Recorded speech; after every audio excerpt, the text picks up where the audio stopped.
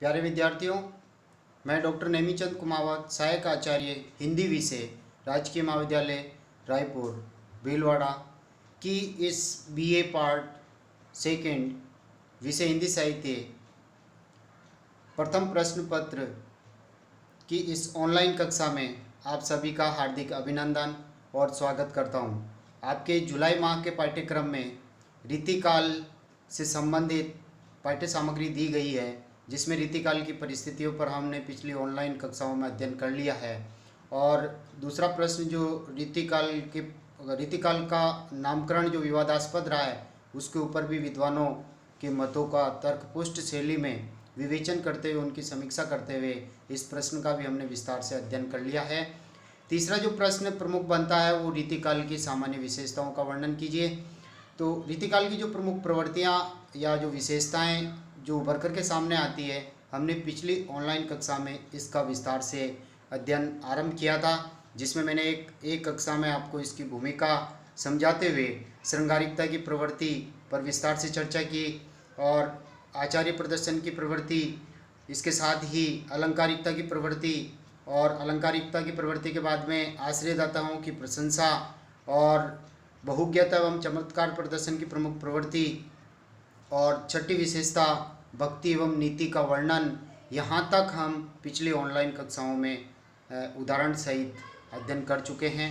आज मैं इस ऑनलाइन कक्षा का आरंभ कर रहा हूँ।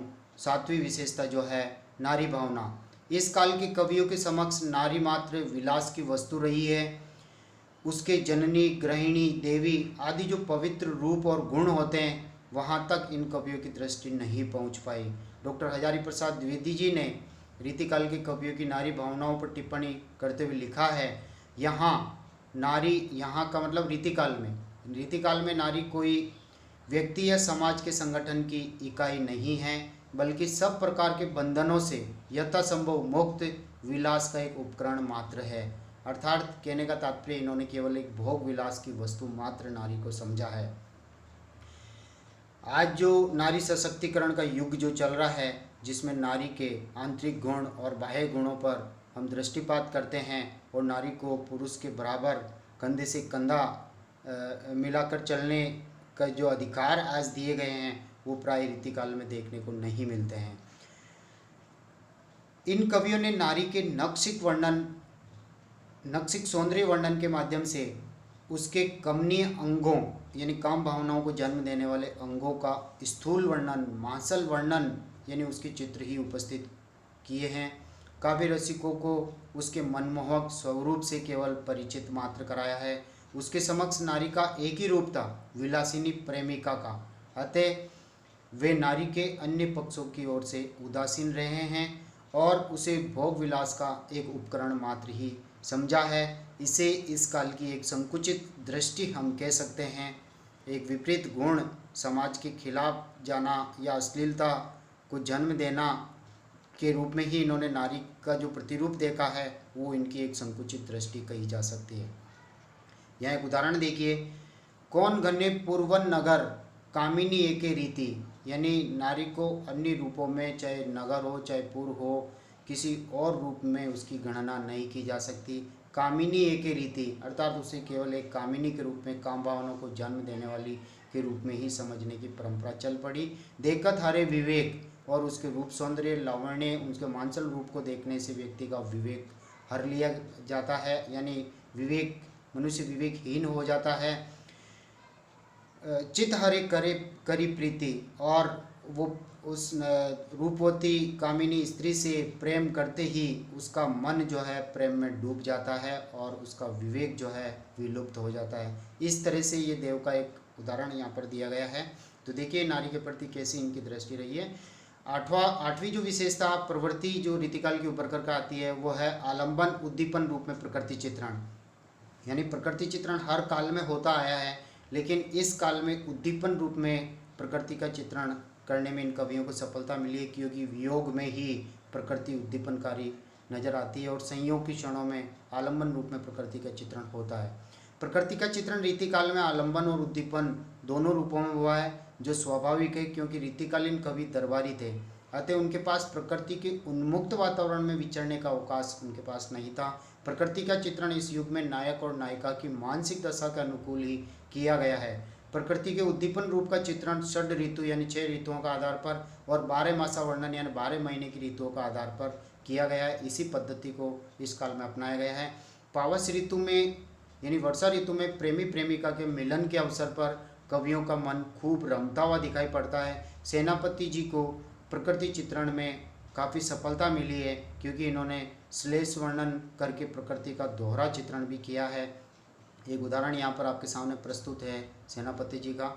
आयो सखी सावन मदन सट सावन लग्यो है बरसावन सलील चौ ओरते, यानी ये जो पावस ऋतु का जो महीना आया है, सावन का महीना, और ये चारों ओर से काम भावना की सरसता को जन्म देने हेतु चारों ओर हरियाली पैदा करने हेतु वर्षा कर रहा है। यानी प्रेमी प्रेमिकाओं के लिए सरस वातावरण ये सावन का महीना बना रहा है, चारों ओर वर्षा करके। अगली विशेषता की ओर हम बढ़ते हैं, और वो 9वीं विशेषता है लक्षण ग्रंथों का निर्माण। रीतिबद्ध जो कवि हुए हैं उन्होंने लक्षण ग्रंथों का निर्माण किया है। छंद पर, अलंकारों पर, नायक नायिका भेदों पर इन्होंने लक्षण ग्रंथ लिखे हैं। रीति सिद्ध कवियों ने केवल उदाहरण जुटाए मात्र, और रीति मुक्त जो कवि है उन्होंने लक्षण ग्रंथों का निर्माण नहीं किया है।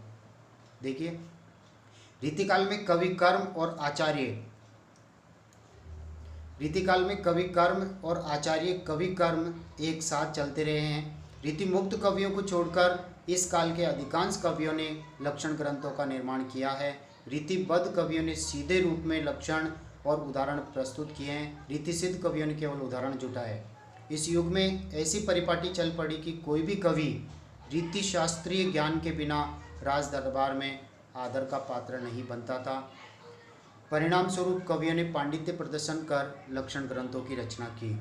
अगली जो विशेषता है, 10वीं विशेषता देखिए, कवि और आचार्य बनने की प्रवृत्ति।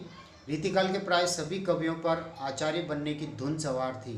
रीतिकालीन कवियों से पूर्व हिंदी के किसी भी कवि ने काव्यांगों का मतलब है काव्य शास्त्र के प्रमुख अंग, छंद, रस, अलंकार आदि जो ये अंग होते हैं, इनके ऊपर पहले कोई लक्षण ग्रंथ नहीं लिखे गए थे। केवल रीतिकालीन कवियों ने ही लक्षण ग्रंथ लिखने की परंपरा डाली, इसलिए वो कवि के साथ साथ वो आचार्य भी बने। इन कवियों ने काव्यांगों का वर्णन किया है, अतः इनको कवि के साथ साथ आचार्य भी कहा गया है।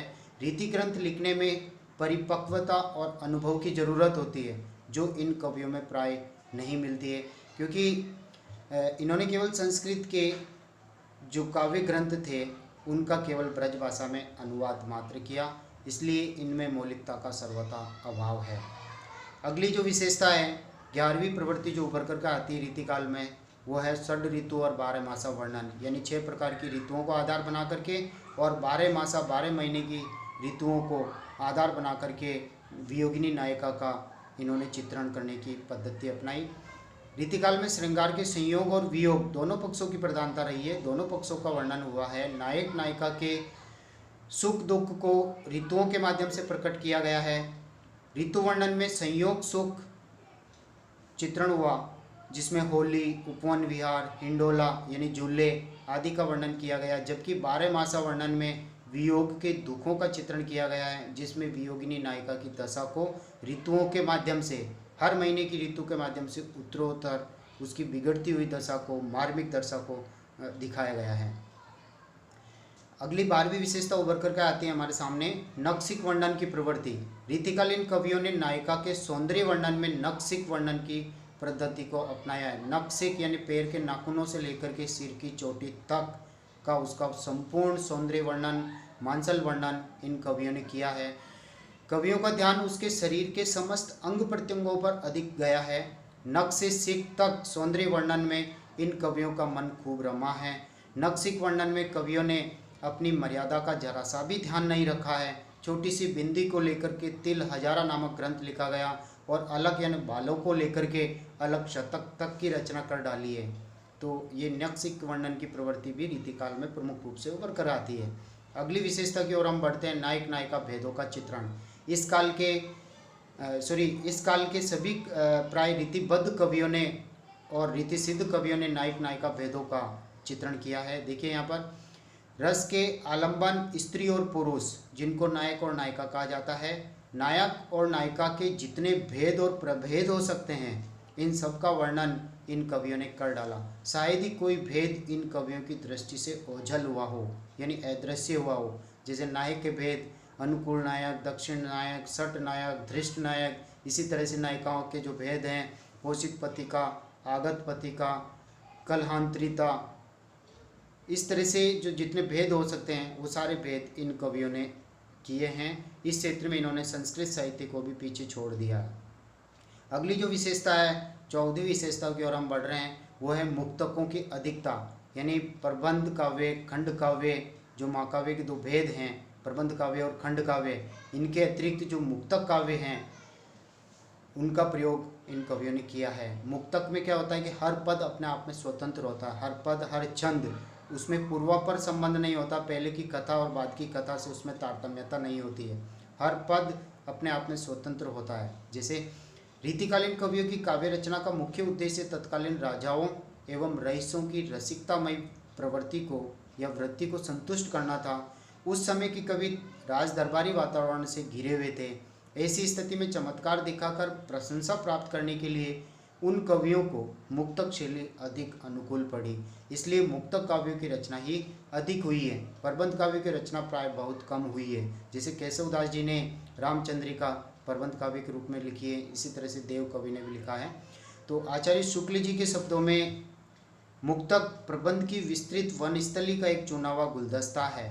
यानी प्रबंध काव्य एक विस्तृत वनस्थली है जिसमें रंग बिरंगे पुष्प और रंग बिरंगे पुष्पों के पौधे लगे हुए होते हैं, जबकि मुक्तक काव्य एक चुना हुआ गुलदस्ता मात्र है। जिस तरह से विस्तृत वनस्थली में पूरी तरह से रसमग्न हुआ जाता है और जबकि गुलदस्ते से मात्र रस के छींटे पड़ते हैं, ऐसी बात शुक्ल जी ने कही है। इसलिए मुक्तक काव्य रीतिकाल, यानी मुक्तक काव्य शैली जो है रीतिकाल के कवियों ने अपनाई, अतः कवियों ने इसमें रुचि दिखाई। साथ ही तत्कालीन समाज भी ऐसी मुक्तक काव्य रचनाओं को पसंद करता था।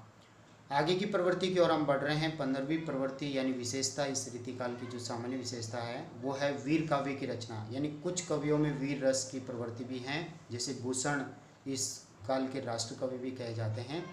रीतिकाल में मुसलमानों के शासन के विरुद्ध हिंदू राजा हथियार उठाने लग गए थे।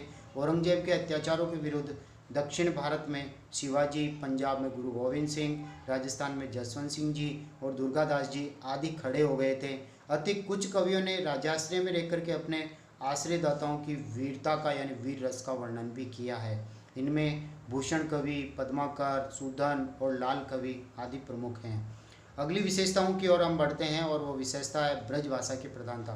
यानी रीतिकाल के प्राय सभी कवियों ने ब्रजभाषा का प्रयोग किया है। ब्रजभाषा इस युग की प्रमुख साहित्यिक भाषा थी। यह काल ब्रजभाषा की चरमोन्नति यानी चरम उन्नति का काल कहा जा सकता है।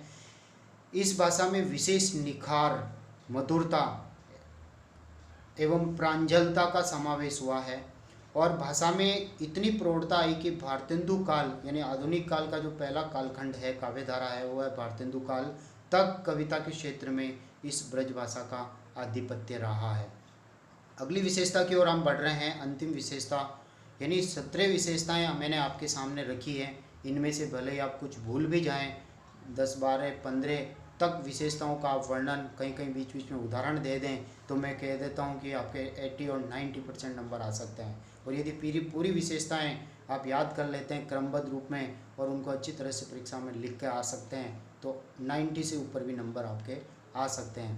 तो देखिए, विविध छंदों का प्रयोग इस काल में जब आचार्य प्रदर्शन की प्रवृत्ति है, लक्षण ग्रंथों का निर्माण की प्रवृत्ति रही है, तो विविध प्रकार के छंदों का प्रयोग करने में भी इन कवियों ने अपना प्रदर्शन, ज्ञान का प्रदर्शन किया है।